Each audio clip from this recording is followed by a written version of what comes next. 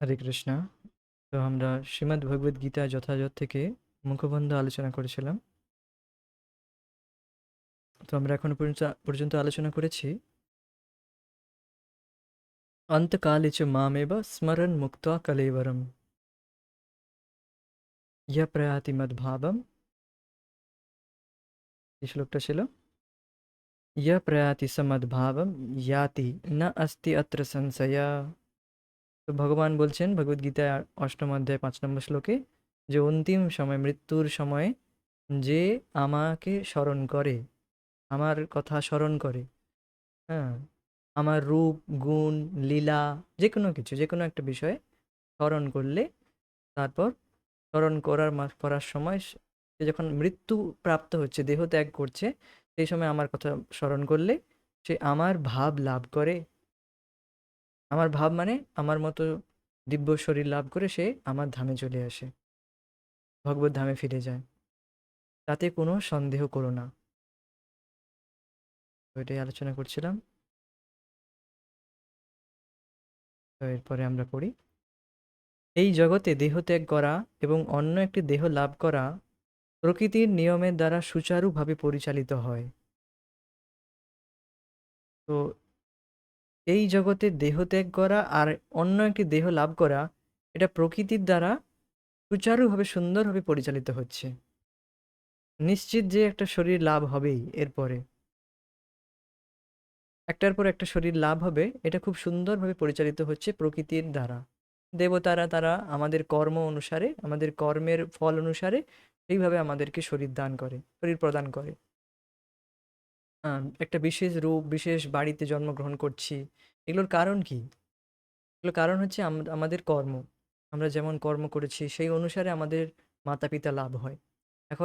এখন আমাদের হাতে রয়েছে যে আমরা একজন ভক্ত মাতা পিতার ঘরে জন্মগ্রহণ করব, না একজন, না আমরা একটি আহ,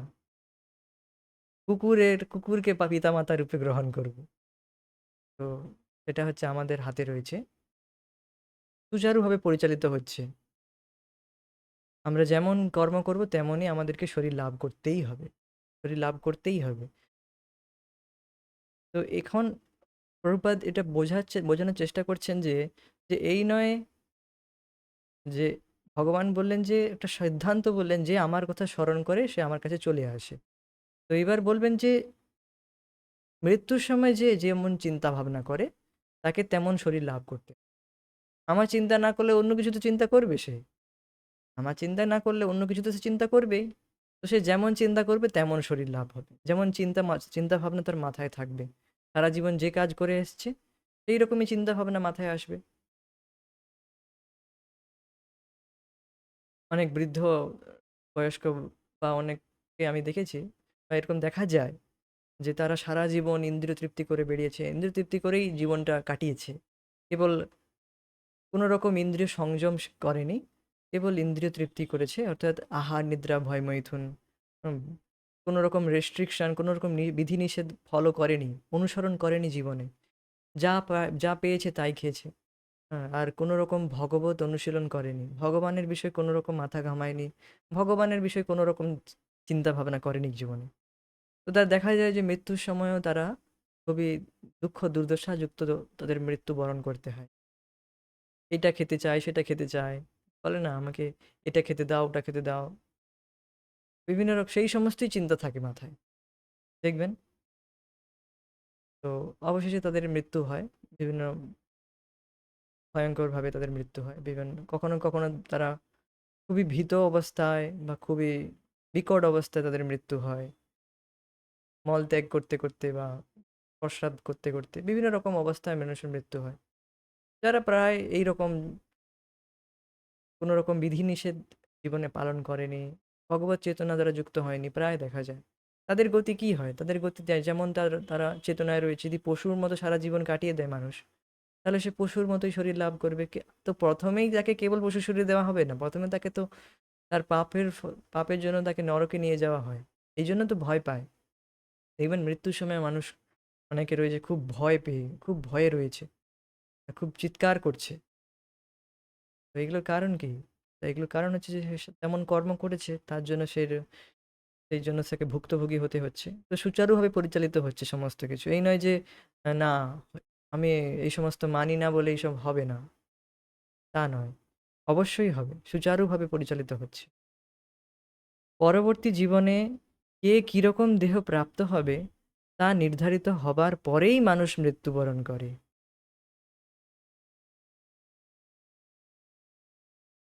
পরবর্তী জীবনে কে কিরকম দেহ প্রাপ্ত হবে তা নির্ধারিত হবার পরেই মানুষ মৃত্যুবরণ করে। এটা খুব সুন্দর বিষয় বলা হয়েছে এখানে।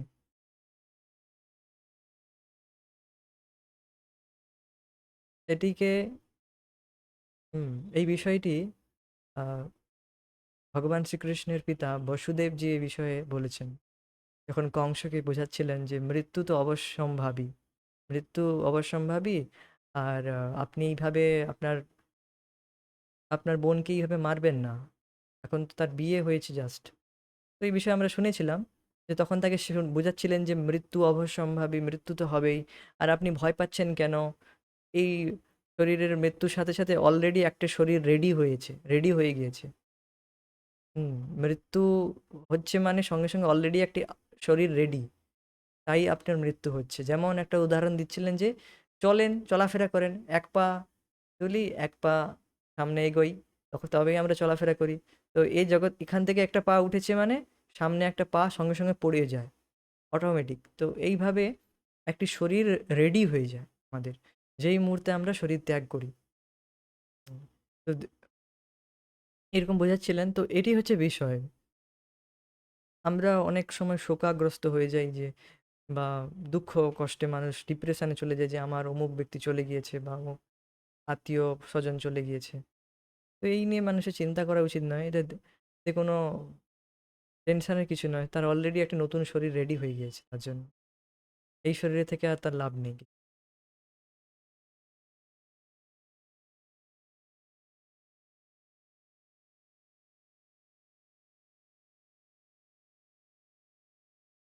তো বুঝতে পারছেন যে এখানে এই নয় যে আপনার শরীর লাভ হবে না।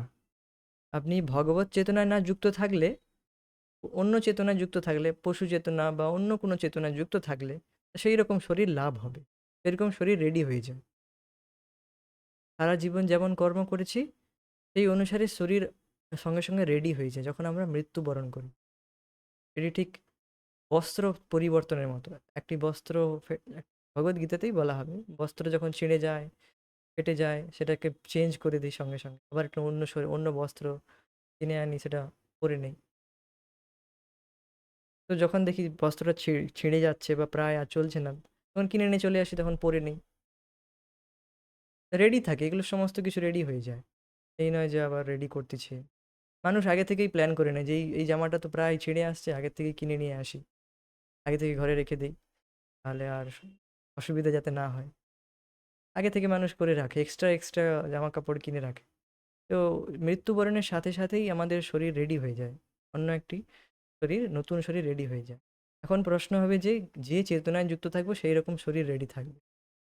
এখন আমরা খুব আনন্দে রয়েছি, খুব মজা করছি, খুব আনন্দে রয়েছি, কোনো চিন্তা নেই, মানুষের শরীরে রয়েছি। এবার যদি পশুর মতো কাজ করি, পশুর শরীর রেডি, যেতেই হবে, বাধ্য, কিচ্ছু করার নেই। জোর করে আমাদেরকে সেই শরীর প্রদান করা হবে, সেই শরীরে ফেলে দেওয়া হবে, কিছু করার নেই। তো জীব নিজে নয়, তার থেকে উচ্চ স্তরে যে সমস্ত নির্ভরযোগ্য অধিকারীরা রয়েছেন, যারা ভগবানের আদেশ অনুসারে এই জড়জগতের পরিচালনা করেন, তারাই জীবের কর্ম অনুসারে তাদের ভবিষ্যৎ নির্ধারণ করেন। দেবতা কর্ম সচিব, দেবতা হচ্ছে কর্ম সচিব। তারা আমাদের কর্ম অনুসারে আমাদেরকে ভবিষ্যতের শরীর প্রদান করেন। আমাদের কর্ম অনুসারে আমরা ঊর্ধ্বলোকে উত্তীর্ণ হই অথবা নিম্নলোকে পতিত হই। এভাবেই প্রতিটি জীবন তার পরবর্তী জীবনের প্রস্তুতির কর্মক্ষেত্র। এটি হাইলাইটেড কেন করা হয়েছে? এটা কি খুবই সুন্দর বিষয়। এইভাবেই প্রতিটি জীবন তার পরবর্তী জীবনের প্রস্তুতির কর্মক্ষেত্র। এটাকে খুব মনোযোগ সহকারে বোঝার চেষ্টা করবেন, আর এটা ম- মনে রাখারও চেষ্টা করবেন যে এই জীবনটি হচ্ছে নেক্সট লাইফের প্রস্তুতি, প্রিপারেশন। পরীক্ষার প্রস্তুতি হচ্ছে এই জীবনটা, যেমন আমরা পরীক্ষার জন্য প্রস্তুতি নেই, তো এই জীবনটা হচ্ছে পরবর্তী জীবনের প্রস্তুতি, প্রিপারেশন। যেমন প্রস্তুতি নেব পরীক্ষার জন্য, তেমন ফল লাভ হবে। স্বাভাবিক, সহজ একদম। তো এই জীবনটি হচ্ছে প্রস্তুতি, প্রিপারেশন। কিভাবে আমরা প্রস্তুতি নিচ্ছি, সেটাই হচ্ছে এই জীবনটি। তো যেমন প্রস্তুতি নেব তেমন আমরা ফল করব। তো বলুন, চোখ বন্ধ করে কি বলুন, এই জীবনটি পরবর্তী জীবনের প্রস্তুতির ক্ষেত্র, কর্মক্ষেত্র। আবার বলুন।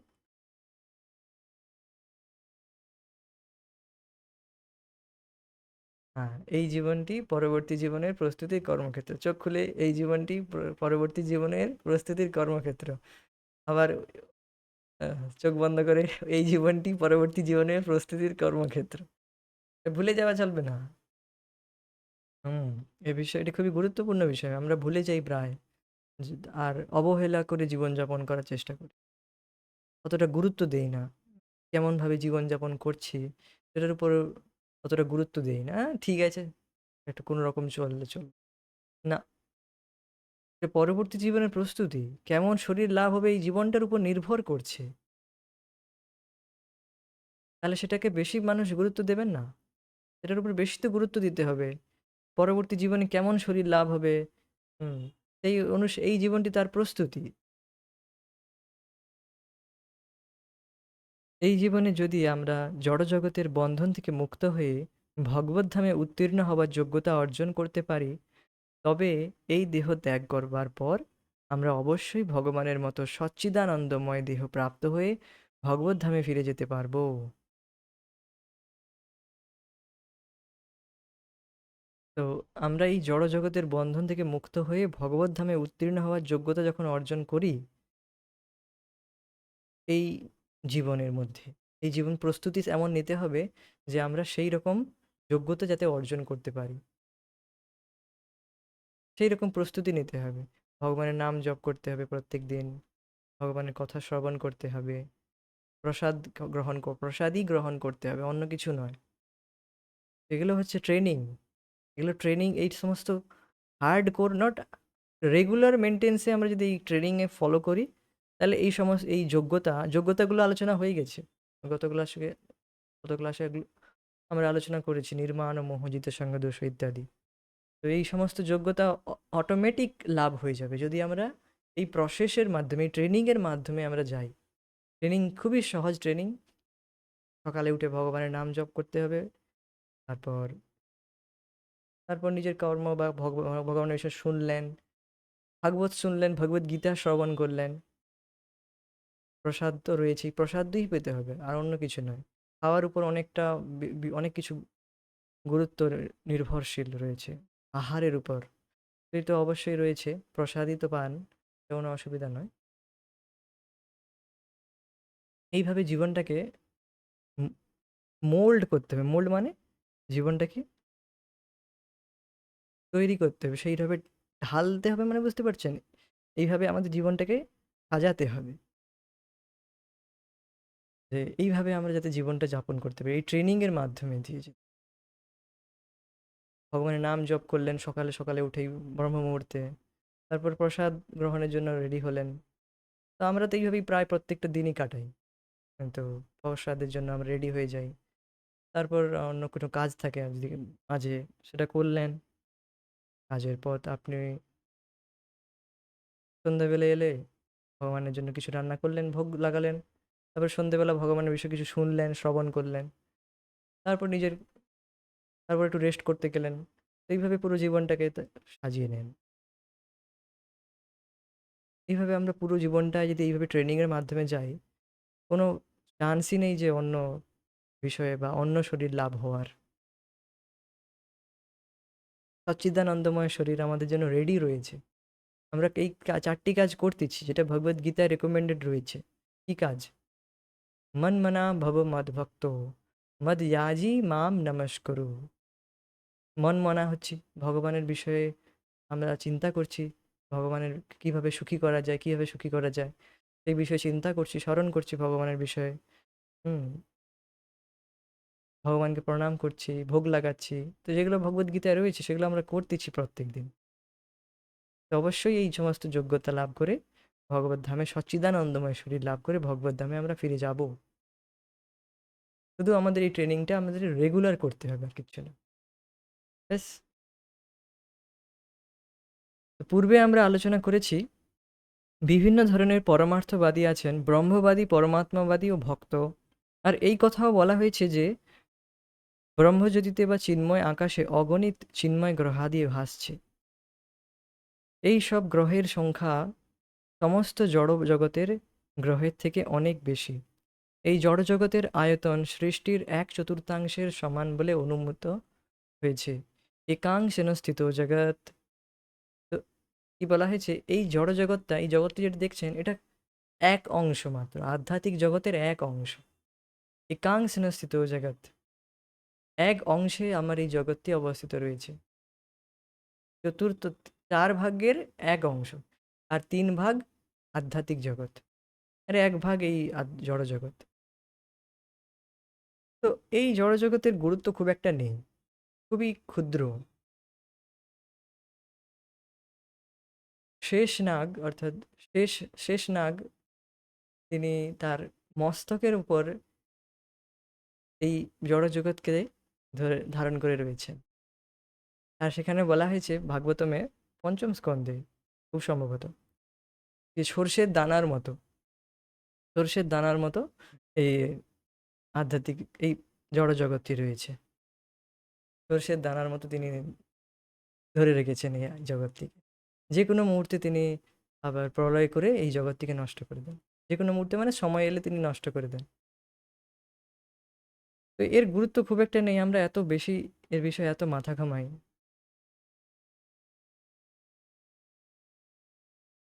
মানে বুঝতে পারছেন যে জগতের এই হলো না কেন, এই পলিটিক্স, এই এই নেতা অমুক হলো, অমুক পদে রয়েছে অমুক, তো এই সমস্ত আলোচনা করার কি প্রয়োজন রয়েছে? তো তখনই ব্যক্তি এই সমস্ত বিষয়ে অত্যধিক আলোচনা করবে যখন এই জগৎটিকে বেশি গুরুত্ব দেবে।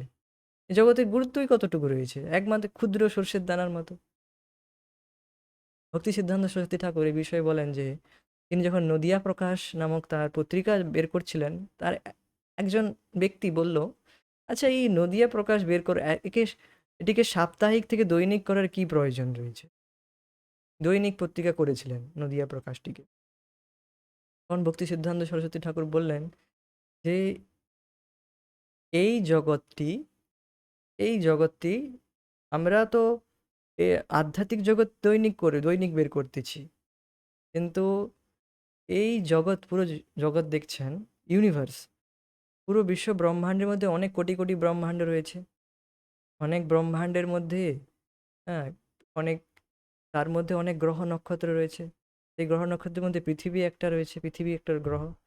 পৃথিবীর মধ্যে অনেক দেশ রয়েছে, সেই অনেক দেশের মধ্যে আবার আহ, অনেক শহর রয়েছে। অনেক শহরের মধ্যে কিছু কিছু বিশেষ শহর রয়েছে, তার মধ্যে কলকাতা একটি শহর। কলকাতা শহরের পত্রিকা দৈনিক হতে পারে। আর আধ্যাত্মিক জগৎ, যেটি কিনা 3 ভাগ, এই পুরো যত কোটি কোটি ব্রহ্মাণ্ড রয়েছে তার থেকে, তার সেটি তো একাংশ একাংশ স্থিত জগৎ, তার তো সেটি এক অংশ। আধ্যাত্মিক জগৎ তো 3 ভাগ, তাহলে সেটা দৈনিক হয়েছে, তাতে কি আশ্চর্য? যদি সম্ভব হতো, যদি সামর্থ্য থাকতো, তাহলে তো প্রত্যেক মুহূর্তে বের করানো যেত। যদি সামর্থ্য থাকতো প্রতি মুহূর্তে আমাদের এটি ছাপানো উচিত, আধ্যাত্মিক জগতের বিষয়ে ছাপানো উচিত। কারণ আধ্যাত্মিক জগতের বিষয়ে কত কিছু রয়েছে জানার, শেখার, শোনার। তাও কেন আমরা জগতের বিষয়ে চর্চা করি? কারণ আমরা মায়াবদ্ধ জীব, এই জগতেকে খুব ভালো মনে করি, এখানে খুব এই জগতের বিষয়ে আলোচনা করি সব সময়। এই জন্য সেই বিষয়ে আমরা বেশি তাকে গুরুত্ব দিই, যে এখানেই যেন সারা জীবন থাকবে মানুষ। আধ্যাত্মিক বিষয়ে আলোচনা করার কত কিছু রয়েছে, সেটাকে গুরুত্ব দেই না আমরা। তাহলে কি করে আমরা আধ্যাত্মিক জগতে যেতে পারবো? যদি আমাদের জীবনের প্রায়োরিটি মানে গুরুত্বই এখন ঠিক হয়নি, তাহলে আমরা কি করে আধ্যাত্মিক জগতে যাব? আধ্যাত্মিক জগতের বিষয়ে যেতে হলে সেটা তো আমাদের চোখের সামনে থাকা উচিত। সে বিষয়ে যত আমরা আলোচনা করব, শুনবো, চর্চা করব, তখন মনের মধ্যে একটা ইচ্ছা থাকবে যে না, না, যেতে হবে, আধ্যাত্মিক জগতে যেতে হবে। আর সবথেকে গুরুত্বপূর্ণ হচ্ছে শ্রবণ কীর্তন। শ্রবণ কীর্তন যদি ভগবানের বিষয়ে নিত্য না করেন, তাহলে ঠিক আছে, যে আছে ভগবান ধাম আছে, কিছু একটা অন্য কিছু করছেন। অতটা কৃষ্ণ ভাবনামৃত নয় বা অন্য কিছু করছেন, সেটা অতটা অবহেলার সাথে ঠিক আছে, হচ্ছে, হচ্ছে। কোনো রকম নাম জপটা করে নিলেন। এভাবে করতে, করতে, করতে, করতে একসময় নাম জপা বন্ধ করে দিলেন। তো অন্য কিছু একদম পুরোপুরি ডাইভার্ট হয়ে গেলেন। তো এইটি হচ্ছে খুবই গুরুত্বপূর্ণ, শ্রবণ কীর্তন করা। ভগবানের আধ্যাত্মিক জগতের বিষয়ে শ্রবণ কীর্তন যত করব তবেই তো স্মরণ করতে পারবো। এমনি, এমনি কি স্মরণ হবে? যদি না শুনি কিছু? তো এখানে সেই গুরুত্বটা বোঝানো হয়েছে যে আধ্যাত্মিক জগৎ ৩ ভাগ। এই ৩ ভাগ মানে অনেক, কোনো কল্পনা আমরা করতে পারি না কতটা। একটু এইটুকু বুঝতে পারি যে এই জগৎটা কত বড়, তারপরে কত ব্রহ্মাণ্ড রয়েছে। সেই সমস্ত পুরো ব্রহ্মাণ্ড একাংশে না, সেটি আবার শেষ নাগের মাথার উপর একটি সর্ষের দানার সমান। তাহলে কত বড় আধ্যাত্মিক জগৎ, আর তার ক্ষেত্রে কত ক্ষুদ্র এই জগৎটি।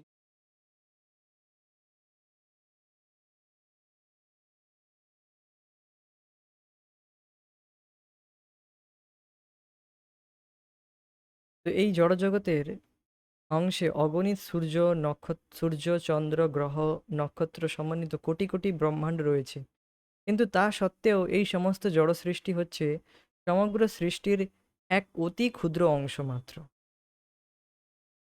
এত বড় জগৎ হওয়া সত্ত্বেও এই জগৎটি ব্রহ্মাণ্ডের আহ, সমগ্র সৃষ্টির অতি ক্ষুদ্র অংশ। তো সৃষ্টির অধিকাংশই রয়েছে চিন্ময় আকাশে। পরমার্থবাদীদের মধ্যে যারা নির্বিশেষবাদী, যারা ভগবানের নিরাকার রূপকে উপলব্ধি করতে চান, তারা ভগবানের দেহ নির্গত ব্রহ্মজ্যোতিতে বিলীন হয়ে যান। এভাবে তারা চিদাকাশ প্রাপ্ত হন। কিন্তু ভগবানের ভক্ত ভগবানের দিব্য সান্নিধ্য লাভ করতে চান, তাই তিনি বৈকুণ্ঠ লোকে উন্নীত হয়ে ভগবানের নিত্য সাহচর্য লাভ করেন।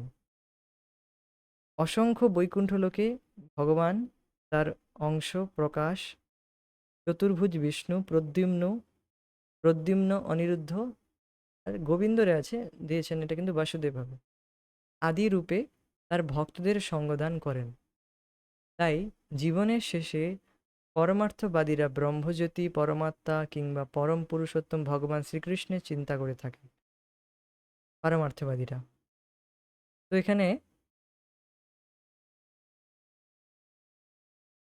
নির্বিশেষবাদীদের কথা বলা হয়েছে, অর্থাৎ যারা ব্রহ্মজ্যোতিতে লীন হতে চায়। নির্বিশেষবাদীরা, নিরাকারবাদীরা ভগবানের যে সুন্দর রূপ রয়েছে সেটিকে তারা বিশ্বাস করে না, সেটিতে তারা কোনো আস্থা রাখে না। তারা মনে করে যে ভগবানের নিরাকার স্বরূপ থেকে সমস্ত কিছু এসছে, ভগবানের স্বরূপটা এসছে। তাই সেটি মূর্খতাই, আর কিছু নয়। তো যাই হোক, তারা এইভাবে চেষ্টা করে ব্রহ্মজ্যোতিতে বিলীন হয়ে যেতে, নিজের অস্তিত্বকে শেষ করে দিতে, নষ্ট করে দিতে চায়। তো এইভাবে রয়েছে যারা যারা নির্বিশেষবাদী। আর যারা ভক্তরা রয়েছে, তারা ভগবানের সবিশেষ রূপকে আস্বাদন করার জন্য তারা ভগবানের সেবা করে আর ভগবানের ধাম লাভ করে। আর যারা পরমাত্মবাদীরা রয়েছে, মানে পরমাত্মা ধ্যান করে, তারাও এই ব্রহ্মজ্যোতিতেই লীন হয়, পরমাত্মবাদীরা।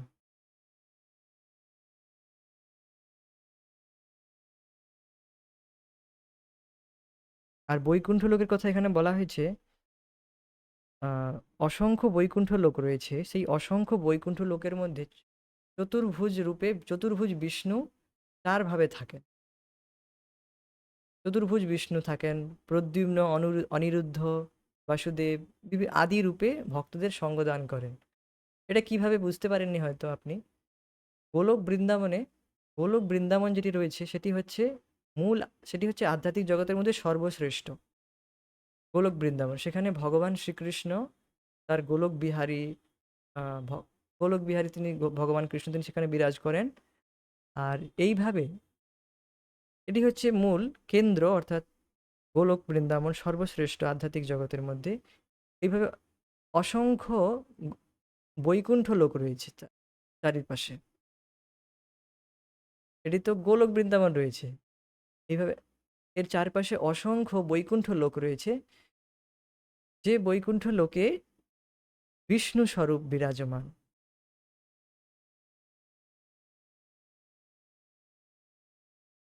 চতুর্ভুজ বিষ্ণু, তাদের নাম কি কি? প্রদ্যুম্ন, অনিরুদ্ধ, বাসুদেব আর শঙ্কর্ষণ। এই চতুর্ভুজ বিষ্ণু বিরাজ করেন। আপনি এই বিষয়টি হয়তো জানেন, হয়তো ভগবান শ্রীকৃষ্ণ থেকে প্রথমে বিস্তারিত হয়েছেন বলরাম। বলরাম থেকে প্রথম চতুর্ভুজ, আর প্রথম চতুর্ভুজের মূল শঙ্কর্ষণ থেকে আবার দ্বিতীয় চতুর্ভুজ। চতুর্ভুজ মানে চতুর্ভুজ রূপ। তো সেই চতুর্ভুজ রূপের দ্বিতীয় চতুর্ভুজের দ্বিতীয় চতুর্ভুজ মানে দ্বিতীয় সেট, ফার্স্ট চতুর্ভুজ হচ্ছে এই বাসুদেব, প্রদ্যুম্ন, অনিরুদ্ধ, শঙ্কর্ষণ। তারপরে শঙ্কর্ষণ ভগবান যে প্রথম সেট থেকে, প্রথম সেটের শঙ্কর্ষণ থেকে আবার দ্বিতীয় সেটের, সেট বলা ঠিক ভালো লাগে না, দ্বিতীয় চতুর্ভুজ বাসুদেব, প্রদ্যুম্ন, অনিরুদ্ধ। তো যাই হোক, অত বিষয়ে আমরা যাচ্ছি না ডিটেলসে। বৈকুণ্ঠ লোকে ভগবান বিষ্ণু স্বরূপ ভগবান কৃষ্ণই, তিনি সেই ভগবান কৃষ্ণই তিনি বিষ্ণু ভগবান রূপে চতুর্ভুজ রূপে থাকেন, সেখানে ভক্তদের সাথে সঙ্গদান করেন, ভক্তদের সাথে লীলা করেন সেখানে। তো সেই আধ্যাত্মিক জগৎ ভক্তরা লাভ করে। যে ভক্ত যেমন ইচ্ছা তার মনের মধ্যে রয়েছে, যেমন ভাবে সে ভগবান ভজন করছে, সে সেই রকম লোক প্রাপ্ত হয়। যদি সে ঐশ্বর্যের সাথে যুক্ত হয়ে ভগবত ভজন করছে, তখন সে সেই রকম ইচ্ছাযুক্ত হয়ে ঐশ্বর্য ধাম অর্থাৎ বৈকুণ্ঠ ধাম লাভ করে। তো এইরকম রয়েছে, যার মনে যে যেমন ভগবানের প্রতি যেমন শ্রদ্ধা, যেমন তার ভাব জাগৃত হয়েছে। এটা একদিনে হয় না, এটা তো সিদ্ধাবস্থার কথা বলছি, সাধকরা এই সমস্ত অনুকরণ করে না। আমরা সবাই ভগবানের প্রতি ঐশ্বর্য ভাবেই সেবা করি, কিন্তু ধীরে ধীরে এই ভাব অর্থাৎ এক বিশেষ ভাব সেটি একটি সময় পরে অর্থাৎ সাধক সেটি ভাব স্তরে লাভ করে, সেটি অনেক পরে রয়েছে, সেটার কথা এখন বলছি না। একটু জাস্ট এইটুকু বোঝার চেষ্টা করছি যে বৈকুণ্ঠ লোকে কারা যায় আর গোলক বৃন্দাবনে কারা যায়। বৈকুণ্ঠে যারা ঐশ্বর্য যারা যুক্ত রয়েছে, ভগবানের প্রতি সম্মান ভাব রয়েছে, সেটি থাকেই অবশ্যই, তারা বৈকুণ্ঠ লোক লাভ করে। আর ভগবানের সাথে যে চারটি রস, পাঁচটি রসের সাথে যুক্ত রয়েছে, যুক্ত হয়ে ভগবানের প্রতি ভাব লাভ করেছে, দাস্য, শান্ত দাস্য, সাক্ষ্য, বাৎসল্য, মাধুর্য। তো এর মধ্যে যে ভাবটি তার জাগৃত হয়েছে ভগবানের প্রতি, যে সম্বন্ধ, সেই অনুসারে সে ভগবত ধাম লাভ করে। সেই সম্বন্ধ যুক্ত হয়ে সে গোলক বৃন্দাবনে লাভ করে। গোলক, বৈকুণ্ঠ কেন? চারটি, এই পাঁচটি রসের কথা বলছি না। শান্ত রস বা দাস্য রসের ক্ষেত্রে প্রায় তো সেটি সে তখন বৈকুণ্ঠ লোক লাভ করে। কিন্তু শান্ত আর দাস্য এটি গোলকেও দেখা যায়, কিন্তু সেটি আলাদা। ভগবান কৃষ্ণের প্রতি একটি মমত্ব থাকে, কৃষ্ণ কৃষ্ণ বলে মনে থাকে, যে কৃষ্ণ ভগবান বলে সেটা মনে, সেটা আর খেয়াল থাকে না, কৃষ্ণের সাথে সম্বন্ধ যুক্ত হয়ে যায়। আমরা বলি ভগবান কৃষ্ণ, ভগবান কৃষ্ণ, তারা তাদের ক্ষেত্রে কৃষ্ণ।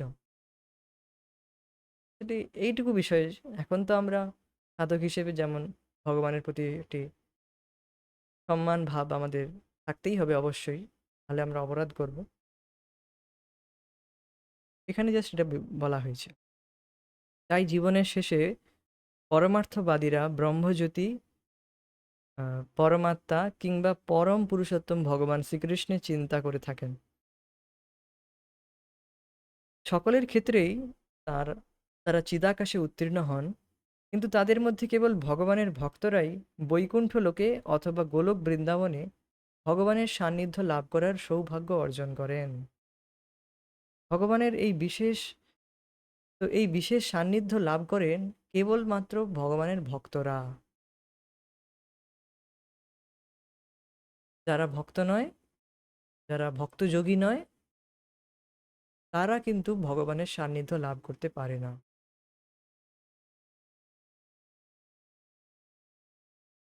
কতটা দুঃখজনক বিষয়, যারা আহ, সঠিক প্রসেস গ্রহণ করেনি, সঠিক পদ্ধতি গ্রহণ করেনি, অথচ অযথা অনেক তপস্যা করছে, অযথা অনেক কষ্টকর তপস্যা করছে, তারা কিন্তু ভগবানের সান্নিধ্য লাভ করতে পারবে না। অযথা মানে পরম্পরায় যুক্ত হয়ে যে পদ্ধতি রয়েছে সেই পদ্ধতি অনুশীলন না করে অন্য কোনো পদ্ধতি করছে, নিজের মতো করে করছে, তখন কিন্তু সে ভগবানের সান্নিধ্য লাভ করতে পারবে না। ভগবানের গোলক বৃন্দাবনে বা বৈকুণ্ঠ লোকে সান্নিধ্য লাভ করার জন্য তাকে গুরু পরম্পরায় যুক্ত হতে হবে, আর সেই অনুসারে তাকে অনুশীলন করতে হবে, তবে সে সান্নিধ্য লাভ করতে পারবে। ভগবান এই বিষয়ে বলছেন যে এতে কোনো সন্দেহ নেই, এতে কোনো সন্দেহ নেই যে ভক্ত ভগবানের সান্নিধ্য লাভ করে অনায়াসেই, কেবল স্মরণ করেই, মৃত্যুর সময় ভগবানের স্মরণ করেই ভগবানকে লাভ করে, এতে কোনো সন্দেহ নেই। কেন এই কথা বলছেন? কারণ যারা যোগ, অন্য যোগীরা রয়েছে, অন্য যে সমস্ত মুনি রয়েছে, তপস্যা করছে, যারা ভীষণ কঠোর তপস্যা করছে, তারা কেবল কঠোর তপস্যাই করে যাবে। চারিপাশে আগুন জ্বালিয়ে, মাথার উপর সূর্য রয়েছে তো, চারিপাশে আগুন জ্বালিয়ে বসে যাবে, বিভিন্ন রকম উগ্র তপস্যা করবে। তাদেরকে যদি আপনি বলেন ভগবানের কথা স্মরণ করুন, শ্রবণ করুন, কীর্তন করুন, তারা এই সমস্ত করবে না। কারণ তাদের তাদের চিত্ত, তাদের হৃদয়টা এইরকমই কঠোর রয়েছে, তারা এইরকম হঠযোগ করে, হঠযোগ। তো আমরা কতটা সৌভাগ্যশালী যে আমরা এই ভগবত ভক্তির অনুশীলন পন্থায় আমাদের শ্রদ্ধা রয়েছে, কেবল আমাদের সেটি বৃদ্ধি করতে হবে, আর কিচ্ছু নয়। এই সহজ শ্রদ্ধার উপর যত শ্রদ্ধা আমাদের বাড়তে থাকবে, আমাদের উৎসাহ তত আরো বাড়তে থাকবে, যে না না, অবশ্যই ভগবানের নাম জপ করতেই হবে, করতেই হবে, যাই ভালো লাগুক না লাগুক তাতে কিছু যায় আসে না, এই পদ্ধতির মাধ্যমে আমি ভগবানকে লাভ করতে পারবো, ব্যাস, এইটুকু, ব্যাস। এইটুকু শ্রদ্ধা যার রয়েছে, সে ভগবত ধাম অনায়াসই লাভ করে, তাতে কোনো সন্দেহ নেই। আর যে সন্দেহ করে রয়েছে, হ্যাঁ ঠিক আছে, হবে না হলে, সবাই তো করছে, জব করছি, কোনো অসুবিধা নয়, চলছে, বা অতটা গুরুত্ব দিচ্ছে না, ঠিক আছে, জব না, অন্য কিছু করতেছি তো, জব নাই করছি, এইভাবে তার সন্দেহ যখন রয়েছে, সে যখন থেকে যায় যে না, তারপর যখন এই সন্দেহ জাগৃত হয়ে যায় যে এটা কি আদৌ কাজ করছে, এই সময় হচ্ছে না কিছু, তখন এই সন্দেহ যা জাগৃত হয়ে গেছে সে আর লাভ করতে পারবে না। যার এই সন্দেহ মনের মধ্যে এসে গিয়েছে যে না, এটা দ্বারা কিছু হয় না, এইসব শ্রবণ কীর্তন করে কিছু হবে না, সময় নষ্ট, এসব তার থেকে অন্য কিছু করলে আরো 10 টাকা ইনকাম হবে, তো যার এই সন্দেহ একবার চলে এসছে, ব্যাস, সে আর লাভ করতে, ভগবানের এই ধাম লাভ করতে পারবে না।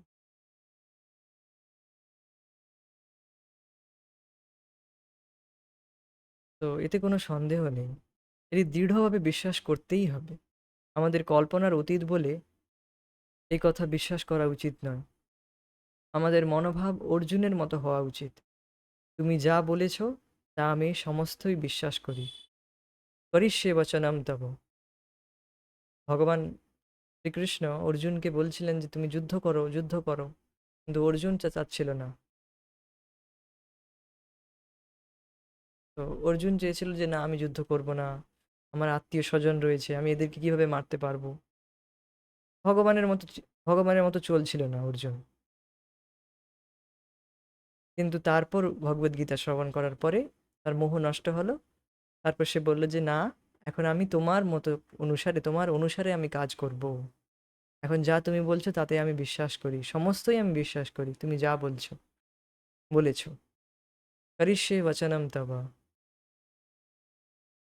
তাই ভগবান যখন বলছেন যে মৃত্যুর সময় ব্রহ্ম, পরমাত্মা কিংবা পরম পুরুষোত্তম ভগবান শ্রীকৃষ্ণের দিব্য রূপে ধ্যান করলেই তার আলোয় অপ্রাকৃত জগতে উত্তীর্ণ হওয়া যায়, এই কথা ধ্রুব সত্য বলে গ্রহণ করাই বুদ্ধিমানের কাজ। এই কথা কেন বললেন যে বুদ্ধিমানের কাজ ধ্রুব সত্য বলে গ্রহণ করাই? শ্রীকৃষ্ণ বলছে যখন, যে ব্যক্তি গ্রহণ করেছে সেই ব্যক্তি প্রকৃত বুদ্ধিমান। কেন? কারণ শ্রীকৃষ্ণ থেকে উচ্চতর অথরিটি, অথরিটি মানে উচ্চতর আদালত শ্রীকৃষ্ণের থেকে আর কি রয়েছে? আর কে রয়েছে? ভগবান শ্রীকৃষ্ণের থেকে উচ্চতর আদালত আর কি রয়েছে এই জগতে? আর কিছু রয়েছে? নেই।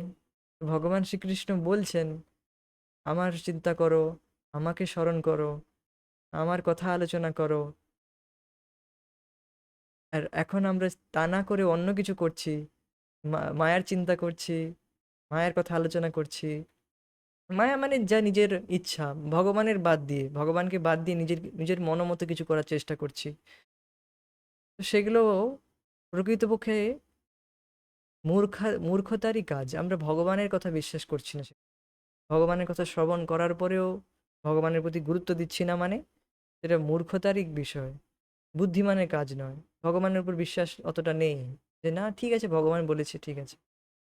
হ্যাঁ, তো এখন নিজের কথাও কিছু করা উচিত, এখন অন্য কথাও করা উচিত। কৃষ্ণ কথা হয়েছে, এবার একটু মায়া কথা হওয়া যাক। হ্যাঁ, তো না, সেটা বলেনি ভগবান। তো এই কথা ধ্রুব সত্য বলে গ্রহণ করাই বুদ্ধিমানের কাজ। বুদ্ধিমান ব্যক্তি সে অন্য কোনো কথায় কান দেবে না, ভগবানই সর্বশ্রেষ্ঠ আদালত। তো ভগবান বলেছে মানে অবশ্যই সেটা ধ্রুব সত্য। এই শ্রদ্ধা হওয়াটা খুবই গুরুত্বপূর্ণ বিষয়। শ্রদ্ধা থাকাও খুবই দুর্লভ। শ্রদ্ধা থাকে খুব দুর্লভ ব্যক্তির মধ্যে, খুবই কম ব্যক্তির মধ্যেই শ্রদ্ধা থাকে। ভগবানের উপর বিশ্বাস খুব কম ব্যক্তির মধ্যে থাকে। তো যেটুকু আমাদের শ্রদ্ধা রয়েছে সেটিকে আরো বৃদ্ধি করতে হবে। তাই আমাদের যে যাদের শ্রদ্ধা নেই তাদের থেকে আমাদের একটু দূরে থাকা উচিত। যেখানে আমাদের শ্রদ্ধা বৃদ্ধি পাচ্ছে তাদের সঙ্গ বেশি করা উচিত, যাতে আমাদের এই শ্রদ্ধা আরো দৃঢ় হতে থাকে। কেবল এইটুকুই যদি আমরা শ্রদ্ধা সহকারে গ্রহণ করি যে ভগবান বলছেন যখন আমাকে এটা করতেই হবে, আমার ভালো লাগুক না লাগুক, এইটুকু করলেই আমরা আমাদের গতি ভগবত ধামের দিকে হয়ে যাবে। ভগবত ধাম আমরা লাভ করব, ভগবান শ্রীকৃষ্ণকে আমরা লাভ করব। তো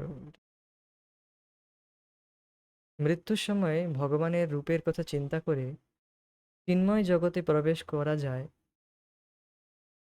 করা যে সম্ভব তা ভগবদ্গীতায় বর্ণিত হয়েছে। यं यं वापि स्मरन् भावं त्यजति अन्तिकलेवरं तं तं एवेति कौन्तेय तदा तद्भावभावित। यं यं वापि स्मरन् भावं त्यजति अन्तिकलेवरं तं तं एवेति कौन्तेय तदा तद्भावभावित। यं यं वापि स्मरन् भावं त्यजति अन्तिकलेवरম। যেমন ভাবে আমরা চিন্তা করছি শরীর ত্যাগ করার সময়, যেভাবে চিন্তা করছি সেইভাবেই সেইভাবেই শরীর লাভ হয়। সদা তদ ভাব ভাবিত তম তম এবেইতি কন্তেয় সদা তদ ভাব ভাবিত। যে যেভাবে ভাবিত হয়ে শরীর ত্যাগ করে সে নিঃসন্দেহে সেই রকম ভাবযুক্ত হয়ে শরীর লাভ বা করে।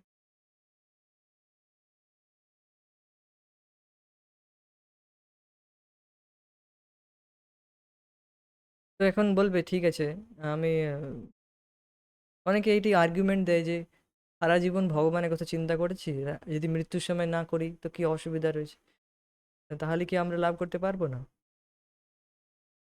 তো সেটা কথা বলছি না, যে সে বিষয়ে আমরা বলছি না। যে সারা জীবন চিন্তা করে আসছে সে মৃত্যুর সময় তার সেই দিকেই চিন্তা হবে, এদিকে এটা ন্যাচারাল, স্বাভাবিক।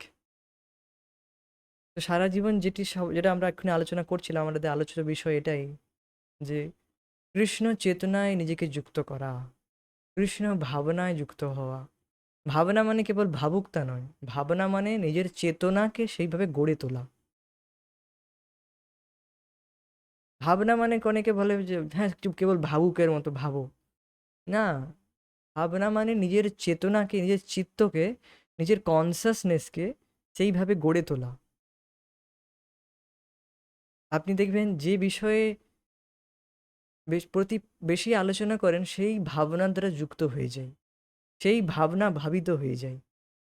এখানে এই কথা বলা হয়েছে যে যেভাবে ভাবিত হয়, শরীর ত্যাগ করে, সে নিঃসন্দেহে সেই রকম ভাবযুক্ত শরীর লাভ করে। যে কৃষ্ণ ভাবনায় ভাবিত হয়ে শরীর ত্যাগ করে, সে কৃষ্ণের মতো শরীর লাভ করে। কৃষ্ণের মতো মানে সচ্চিদানন্দময় শরীর লাভ করে, কৃষ্ণ হয়ে যায় না, কৃষ্ণের মতো শরীর লাভ করে। আর যে পশু ভাবনায় ভাবিত হয়েছে, সে পশুর মতো শরীর লাভ করে। হ্যাঁ, স্বাভাবিক। কেউ আহ, আহার নিদ্রা ভয় মৈথুনের প্রতি বেশি আসক্ত, অত্যধিক, কোনো রেস্ট্রিকশন চায় না, কোনো রেস্ট্রিকশন চায় না। আজকে মানুষ কোনো কোনো বিধি নিষেধ চায় না। আহার বলুন আর আর নিদ্রা মৈথুন এগুলো হয়তো রয়েছে, তো এর প্রতি কোনো রকম বিধিনিষেধ তারা চায় না। তারা চায় কোনো রকম বিধিনিষেধ ছাড়াই সমস্ত কিছু করতে। তাদেরকে যেন কোনো রকম বাধা না দেওয়া হয়, কোনো রকম নিয়ম কানুন যেন না বলা হয়। আচ্ছা, ঠিক আছে, তোমরা কোনো নিয়ম কানুন যাও না, না? তো প্রকৃতি বলবে আচ্ছা ঠিক আছে, যাও শুকর জনিতে যাও, যা ইচ্ছা তাই খাও,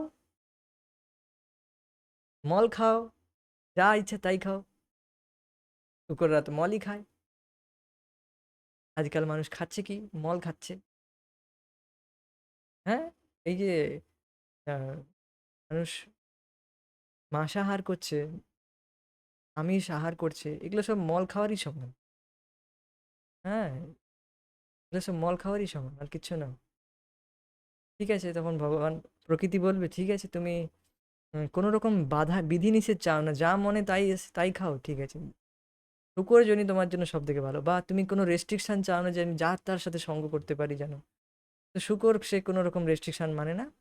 সে উম, মা বোন কিছু কিছুই দেখে না, সে সবার সাথেই সঙ্গ করে। ঠিক আছে, যাও শুকর জনিতে যাও, এখানে বা কুকুর জনিতে যাও। তো এইভাবে আমাদেরকে সেই শরীরে লাভ করতেই হয়, এতে কোনো নিঃসন্দেহে নিঃসন্দেহে সেই শরীর লাভ করতে হবে, এতে কোনো সন্দেহ নেই।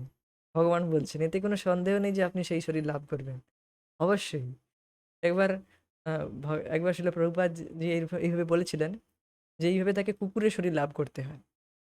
ঠিক জায়গার নাম মনে আসছে না, বিদেশেই এরকম আলোচনা লেকচার দিচ্ছিলেন। এখন একজন বললো ঠিক আছে কোনো অসুবিধা নেই, কুকুরের শরীর লাভ করবো, কি আছে, অসুবিধা নেই। তো প্রভুপাদ বললেন ঠিক আছে, আমার আশীর্বাদ রইল তোমার উপর, আমার আশীর্বাদ রয়েছে, তোমার আশীর্বাদ করলাম তুমি যাতে কুকুর শরীর লাভ করতে পারো।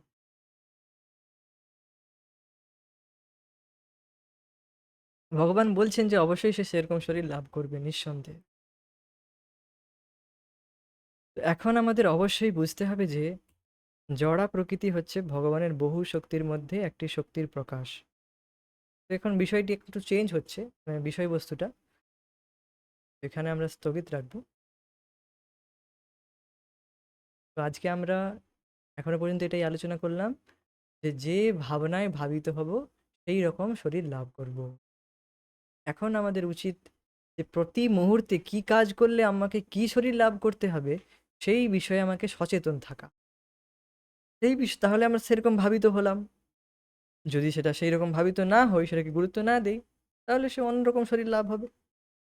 আরো একটা মানুষ শরীর বা আরো অন্য কোনো, এই জগতে যে কোনো শরীর লাভ করাই দুঃখকর, সে মনুষ্য শরীর হোক আর মনুষ্য শরীর থেকে তাও একটি হোপ রয়েছে যে আপনি ভগবত ধামে যেতে পারবেন, কিন্তু পশুর শরীর পেলে তো আর কোনো আশাই নেই।